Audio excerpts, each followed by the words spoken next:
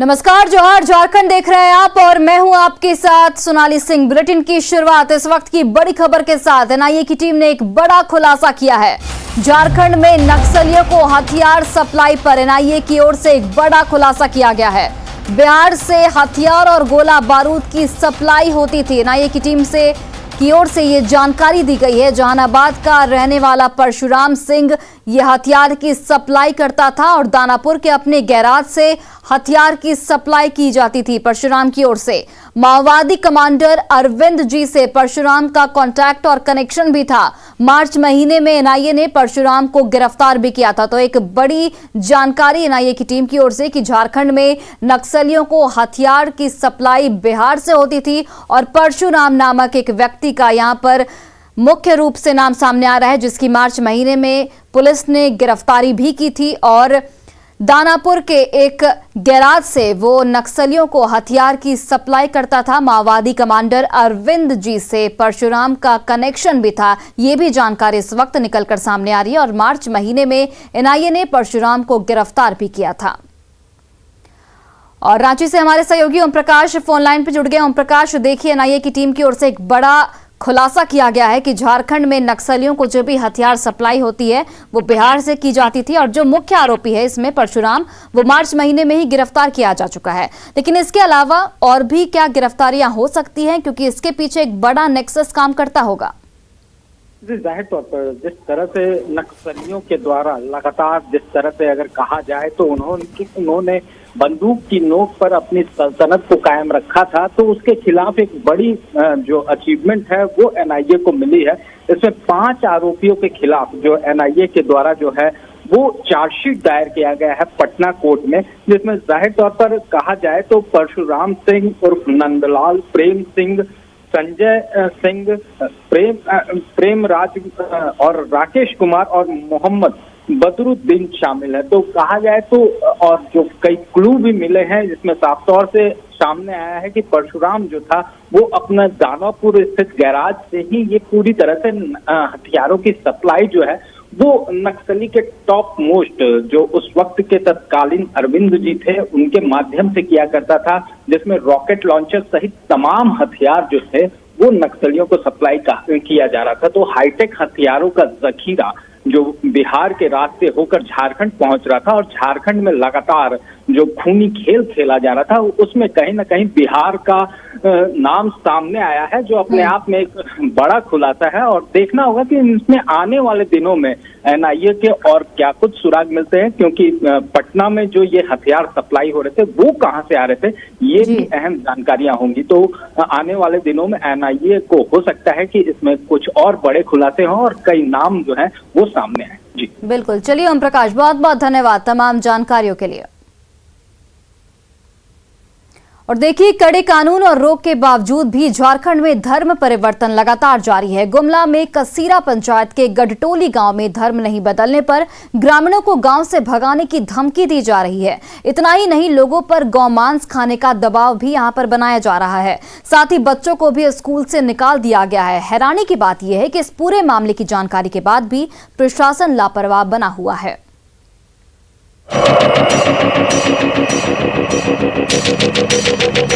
गुमला के गढ़टोली में चंगाई सभा के जरिए धर्मांतरण की बड़ी साजिश हो रही है। गांव में पहाड़ पर झोपड़ी बनाकर चंगाई के बहाने सरेआम धर्मांतरण का खेल चल रहा है। हम आपको पहले भी दिखा चुके हैं कि कैसे कसीरा पंचायत के गढ़टोली गांव में सरना सनातनियों का धर्मांतरण कराया जा रहा है। अब गांव के ही झोरा टोली में सनसनीखेज मामला सामने आया है, जहां धर्म परिवर्तन का नंगा खेल चल रहा है।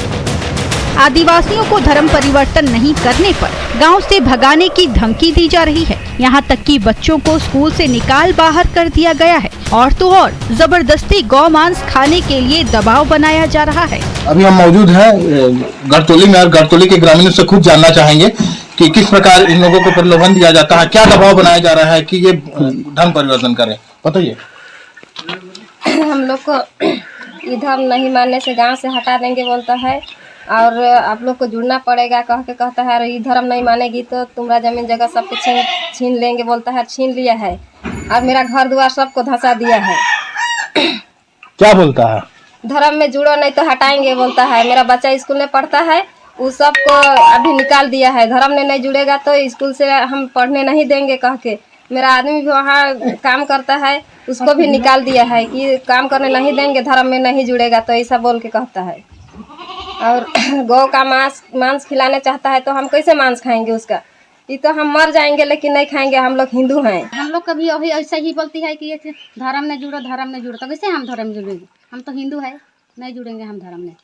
मर जाएंगे फिर भी नहीं जुड़ेंगे। तो दबाव बनाया जा रहा है। दबाव में करती है लेकिन हम नहीं होंगे दबाव में। हिंदू हैं हम लोग, हिंदू हैं हम लोग, जात का गोप भी है। आज लोग गुरु माफ खाता है कि हमको दबाव करता है, हम जमीन को सबको छीन लिया है। आज हम परेशान पड़ रहा है। जानकारी हमको मीडिया के माध्यम से आई है। थाना प्रभारी को मैंने डायरेक्शंस किया है कि इस पे तो है तुरंत जाके चेक करें और ऐसे चीज़ों में जो भी अगर किसी का आ रहा है तो उसको जांच करके रिपोर्ट दें मुझे। झोरा टोली में आदिवासियों को खुलेआम धमकी दी जा रही है। झारखंड में धर्मांतरण कानून लागू है, फिर भी खुलेआम धर्मांतरण का नंगा खेल चल रहा है। बड़ा सवाल है, धर्मांतरण के खेल पर प्रशासन चुप क्यों है? आदिवासियों को खुलेआम धमकाया जा रहा है, प्रशासन को इस बात की खबर क्यों नहीं है? के ग्रामीण इलाके, इस इलाकों में धर्म परिवर्तन किस प्रकार हावी है कि लोग को डराया धमकाया जा रहा है कि आप धर्म परिवर्तन कीजिए, नहीं तो आपको घर से बेदखल कर दिया जाएगा। अगर यही व्यवस्था रही तो ये लोग गांव तक छोड़कर जाने को मजबूर है, लेकिन ये लोग बोल रहे हैं कि ईसाई धर्म हम लोग नहीं स्वीकार करेंगे। रुपेश कुमार भगत, न्यूज़ 18 गुमला। और देखिए, जिस तरीके से झारखंड में जबरन धर्मांतरण का खेल लगातार जारी है, उस पर न्यूज़ 18 कई गंभीर सवाल खड़े कर रहा है। सवाल ये उठता है कि धर्मांतरण पर आखिर रोक क्यों नहीं लग रही है? लगातार इस तरीके के मामले सामने आ रहे हैं, उसके बावजूद भी प्रशासन की ओर से कोई सख्त कदम इस ओर नहीं उठाया जा रहा है। गढ़टोली में ग्रामीणों की शिकायत पर कार्रवाई आखिर कब तक की जाएगी? सवाल ये भी कि चंगाई सभा की करतूतों पर आखिर कार्रवाई कब तक होगी? मिशनरियों को धर्मांतरण की आखिर मंजूरी किसने दी? क्योंकि लगातार इस तरीके की खबरें सामने आ रही हैं। धर्म परिवर्तन के लिए मानसिक दबाव क्यों डाला जा रहा है? और सवाल ये कि जानकारी के बाद भी आखिर प्रशासन मौन क्यों है? कोई उचित कदम इस ओर क्यों नहीं उठाए जा रहे हैं? रांची के धुरवा स्थित सुधा डेयरी के कर्मी के कैंपस से गायब होने के मामले में पुलिस ने सर्च अभियान चलाया। करीब 50 की संख्या में पुलिसकर्मी इस सर्च अभियान में शामिल हुए, जिसमें डॉग स्क्वाड की टीम भी शामिल हुई। 22 दिसंबर से इंजीनियरिंग सेक्शन के इंचार्ज सुजीत कुमार लापता हैं, लेकिन अब तक उनका कोई सुराग नहीं मिला है। सुजीत को खोजने के लिए एनडीआरएफ का भी सहयोग लिया गया था, लेकिन कोई सफलता नहीं मिली। मेरे साथ मेरे जितने भी कर्मी हैं, साथ में पूरा जो पुलिस महकमा है, वो किस तरह से हम लोग उनको खोजने के पीछे लगे हुए हैं कि किसी तरह से कोई सुराग मिले। और पुलिस प्रशासन जहां तक हमसे जो सहयोग मांग रही है, मैं देने के लिए उनके परिजन को मैं गेस्ट हाउस में कि आप भी देखिए, जांच में आप भी शामिल होइए, आप भी रहिए। जहां जिस जगह पे है, एक एक चप्पा डेयरी का परिसर। डेयरी के कर्मी के मिसिंग की सूचना हमें मिली थी। इस संदर्भ में थाना स्तर से हम लोगों ने छानबीन कराया, उनकी खोज कराई, और इसी क्रम में हमने आज डॉग स्क्वाड बुलवाया है और डॉग स्क्वाड से भी हम कोई क्लू लेने का प्रयास कर रहे हैं। साथ ही बृहद पैमाने पर चप्पे पे हम लोगों ने खोज कराई है। पूरी टीम बुलाकर पूरा सर्च ऑपरेशन चलाया है। बोकारो के चंद्रपुरा थाना क्षेत्र के सेंट्रल कॉलोनी स्थित सीसीएल ढोरी में के सीसीडी सब स्टेशन में बीती रात चोरों ने सेंधमारी कर चोरी की घटना को अंजाम दिया। चोरों ने कर्मियों को एक कमरे में बंद कर स्टोर रूम में सेंधमारी कर बिजली के तार और अन्य सामान लेकर चलते बने। चोरी की घटना की जानकारी सीसीएल प्रबंधन और स्थानीय थाना को दे दी गई है। आपको बताते चले कि विगत कुछ महीने पहले भी चोरों ने सब स्टेशन में चोरी की घटना को अंजाम दिया था। अचानक आपका सिंटेक्स के बगल से वहाँ से 4-5 को आ गया, आपका आके सीधा डायरेक्ट हम लोग को जैसे वो सब कूदा और हम लोग जैसे ताके तब से धड़ाक से आके हम लोग को अटैक कर दिया। तलवार उलवार रिवाल्वर ये सब हम लोग को भिड़ा दिया।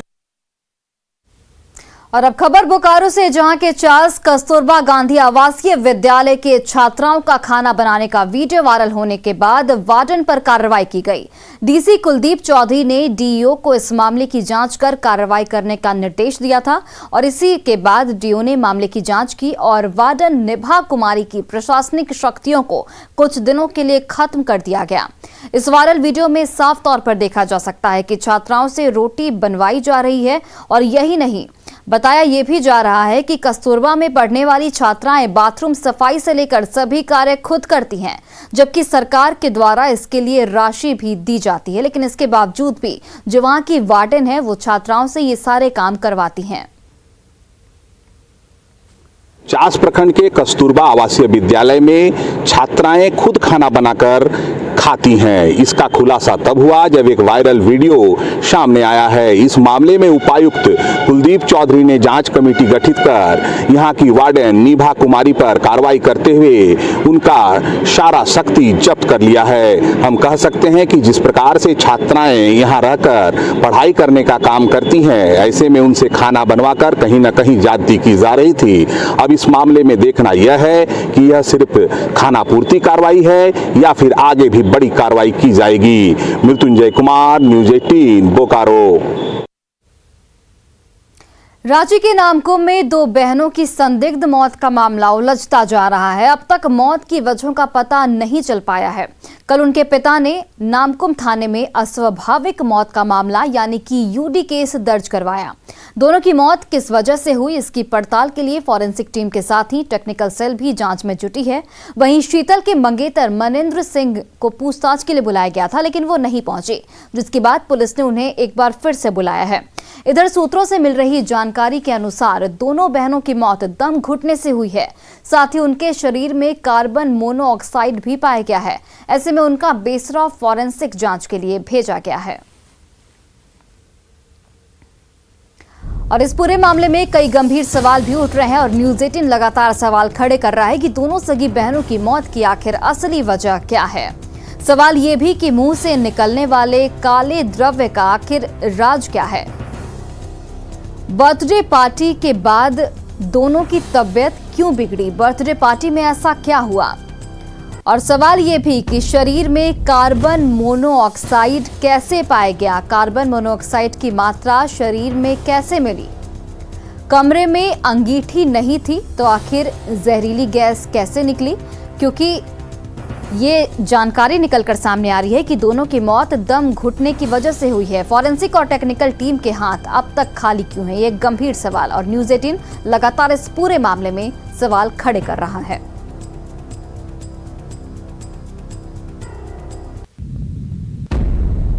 और अब खबर गुमला से, जहां के डुमरी में वाहन जांच के दौरान पुलिस ने अवैध शराब के साथ 2 तस्करों को गिरफ्तार किया है। पुलिस को शराब तस्करी की गुप्त सूचना मिली थी, जिस पर कार्रवाई करते हुए पुलिस ने टीम गठित कर चैनपुर डुमरी मुख्य मार्ग पर वाहन जांच अभियान चलाया, जिसमें एक स्कॉर्पियो से 26 पेटी विदेशी शराब को जब्त किया गया। देसी एवं बियर पकड़ा गया। इस संबंध में गाड़ी चालक से वैध कागज की मांग की गई। उनके द्वारा कोई कागज नहीं दिखाया गया और उसको बरामद किया गया, उसको जब्त किया गया और 2 आदमी को गिरफ्तार किया गया। और गुमला के नाबालिग बच्चों को ईंट भट्टा पर काम दिलाने को ले जा रहे पति पत्नी को सिसई पुलिस ने गिरफ्तार किया है। 10 से 20 की संख्या में मजदूरों को महिला बनारस ले जा रही थी। पूछताछ में ये पता चला है कि उसमें कई बच्चे नाबालिग हैं, जिसके बाद पुलिस ने हीरा मुन्नी देवी और उसके पति राजकुमार उराव को गिरफ्तार कर लिया। दोनों नगर गांव के निवासी बताए जा रहे हैं। वे लोग मजदूरी को दूसरे प्रदेश भेजते थे और जिसके बदले उन्हें प्रति मजदूर 5,000 रुपए की दर से कमीशन मिलता था। और इस मामले में पुलिस ने दोनों पति पत्नी को फिलहाल गिरफ्तार कर लिया है। राजकुमार उराव द्वारा उसको लालच देकर बाल मजदूरी करने के लिए ले जा रहा है, जिस पर थाना प्रभारी अपने दल बल के साथ वहाँ जाकर पहुँचकर वहाँ पर सत्यापन किया गया और वहाँ 5 बच्चों को, जिसकी उम्र करीब 15-16 वर्ष होगी, उसको रेस्क्यू किया गया, जिसके हम लोग सत्यापन करते हुए जांच करते हुए दोनों को हीरा मुनी और राजकुमार उराव को गिरफ्तार किया गया। और अगली खबर देवघर से, जहां के बाबा मंदिर में भगवान भोलेनाथ के दर्शन के लिए अब कोविड वैक्सीन की दोनों डोज बेहद जरूरी कर दी गई है। दोनों डोज नहीं लेने वालों को अब पूजा की मंजूरी नहीं दी जाएगी। नए साल की शुरुआत में देवघर में दर्शनों के लिए अधिक भीड़ जुटती है। इसके देखते हुए जिला प्रशासन सतर्क दिख रहा है और डीसी ने एसपी और एसडीओ सहित सभी विभागों के अधिकारियों के साथ रूट लाइन का जायजा लिया। साथ ही मंदिर आने वाले श्रद्धालुओं को हर सुविधा देने पर चर्चा की। डीसी ने लोगों से घरों पर ही रहकर ऑनलाइन दर्शन की अपील भी की है।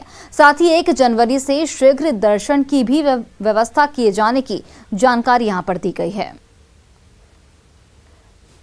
नगर में भी जहां जहां से क्यू में जो लोग आएंगे श्रद्धालु, उसके संबंध में भी, और साफ सफाई का, पानी का उपलब्धता, शौचालय का, फिर उसके बाद जो सुरक्षा की दृष्टिकोण से भी पर्याप्त मात्रा में यहाँ के फोर्स, सभी जगह फोर्स की डेपुटेशन रहेगा और मैजिस्ट्रेट्स भी रहेंगे।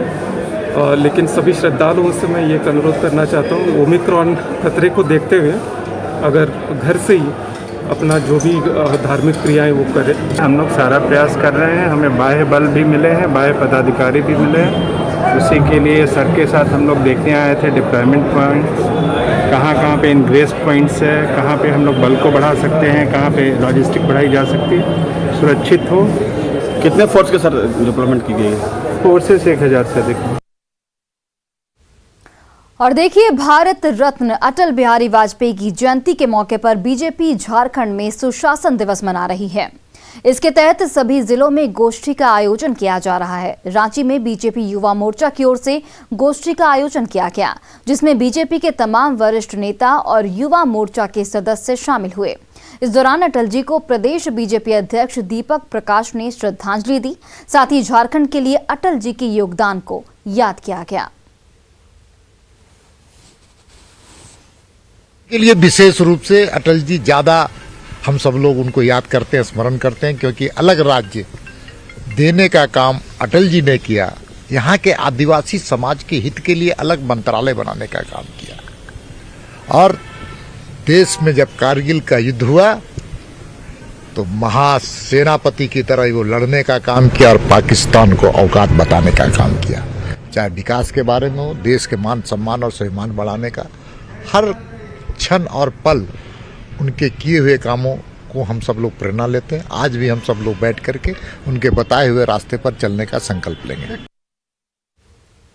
वहीं शहीद निर्मल महतो की जयंती पर उनको याद किया गया। रांची के जेल मोड़ स्थित उनकी प्रतिमा पर मुख्यमंत्री हेमंत सोरेन और राज्यसभा सांसद शिबू सोरेन ने माल्यार्पण किया। काफी संख्या में मौजूद लोगों ने शहीद निर्मल महतो को यहां पर याद किया और श्रद्धा सुमन अर्पित किया।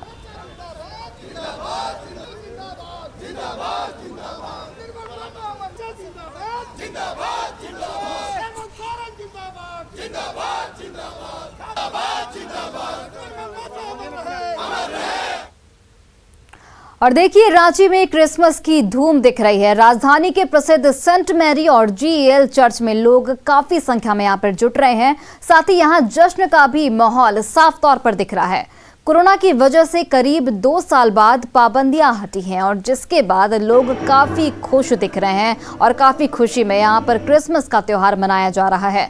हालांकि राज्य सरकार ने मास गैदरिंग को लेकर विशेष दिशा निर्देश जारी नहीं किया है, लेकिन लोग खुद से ही कोविड के नियमों का पालन करते यहां पर साफ तौर पर नजर आ रहे हैं।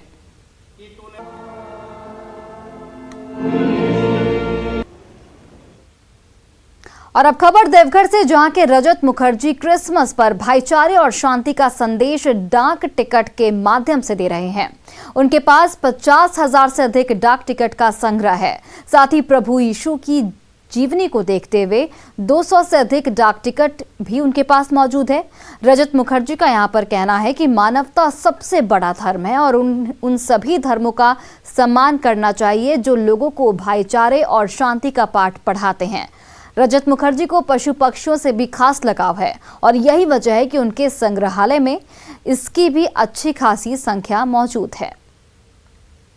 से यही स्टैम्प्स हम एकत्र करके एक साथ में करके क्रिसमस के दिन स्टूडेंट्स को, लोगों को दिखाते हैं और प्रेरित करते हैं स्टूडेंट्स को भी फिर एक बार ये फिलाटेलिस्ट बनने के लिए स्टैम्प कलेक्शन करने के लिए सभी एक साथ में हम दर्शाना चाहते हैं, ये समाज को, ये संसार को, ये स्टूडेंट्स को।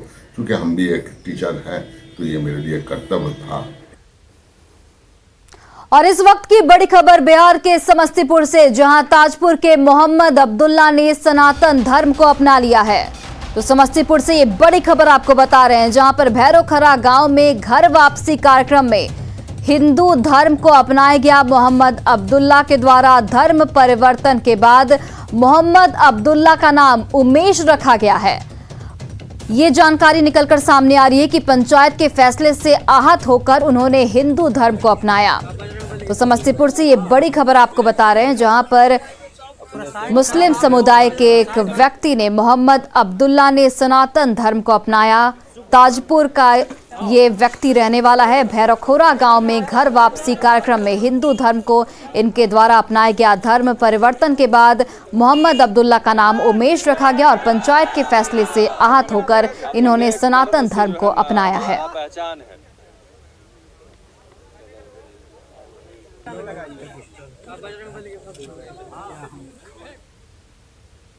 और फिलहाल इस बुलेटिन में बस इतना ही। आप देखते रहिए न्यूज़ 18 बिहार झारखंड।